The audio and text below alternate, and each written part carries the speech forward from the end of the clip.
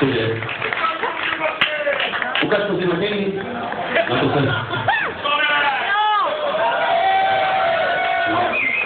Pojď, no.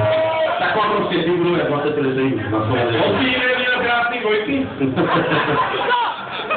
No.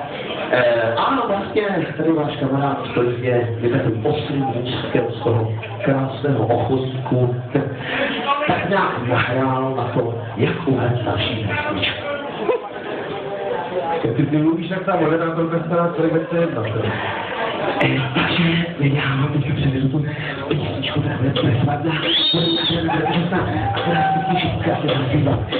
No, tak to je, no.